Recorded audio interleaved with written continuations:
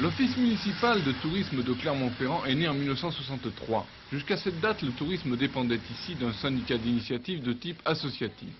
Cet office municipal est de plus en plus consulté, que ce soit dans ses bureaux, par courrier ou par téléphone. Tout cela pour une clientèle de plus en plus importante et diversifiée. Les consultations des touristes dépassent la seule ville de Clermont-Ferrand. Au dos, vous avez un arrondissement du centre-ville et puis vous cherchez Clermont-Ferrand. Je vais vous chercher un plan pour visiter la ville.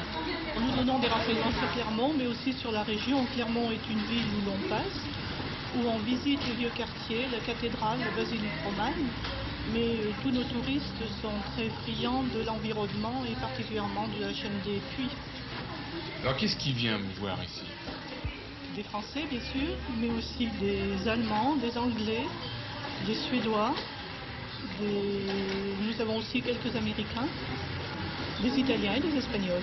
S'il y a parfois des questions saugrenues que vous posent ces touristes, au lieu de poser des questions sur les monuments, est-ce que vous ne posez pas des questions plus terre à terre? Plus terre à terre, bien sûr. Les pannes de voitures, avec des marques de voitures quelquefois moins connues dans notre région.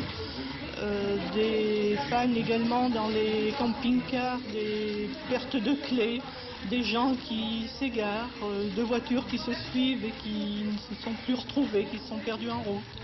Et très souvent pour les étrangers, l'office de tourisme est le point de ralliement lorsqu'ils arrivent à plusieurs voitures ou plusieurs campings. Quelles sont les qualités dont il faut faire preuve pour travailler dans un office de tourisme comme ça, pour faire face à l'accueil des gens?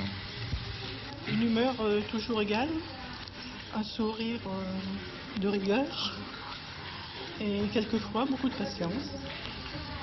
Un plan guide placé devant l'office de tourisme permet des recherches aisées grâce à des repères lumineux.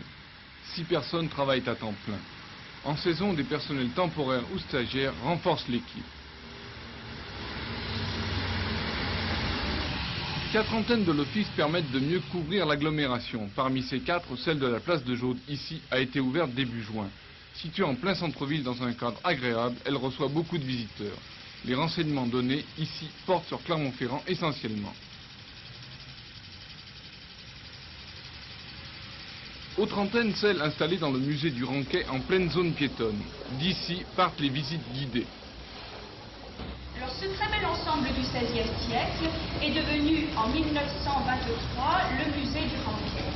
Grâce à Henri du Ranquet, qui était le président. Des visites guidées individuelles ou en groupe sont en effet organisées du 15 juin au 30 septembre. Sous la conduite de guides conférenciers, ces visites sont l'occasion d'apprendre beaucoup sur le passé de la ville, de se voir expliquer son évolution et de découvrir une multitude de choses que l'œil peu exercé ne peut discerner. Une association, l'association Cigale, dépendante de l'office de tourisme, permet de réaliser ces visites hors saison avec la présence d'interprètes.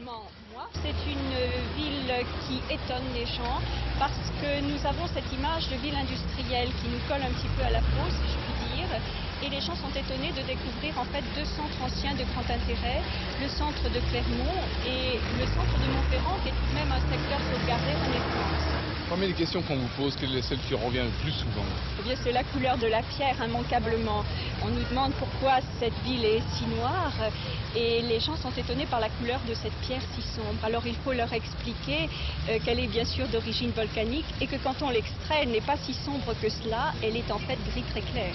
Est-ce que vous avez l'impression que des touristes qui sont venus l'année vous ont envoyé des gens qui connaissent pour visiter à leur tour la ville? Oui, et les Clermontois amènent souvent des personnes qui sont en vacances chez eux.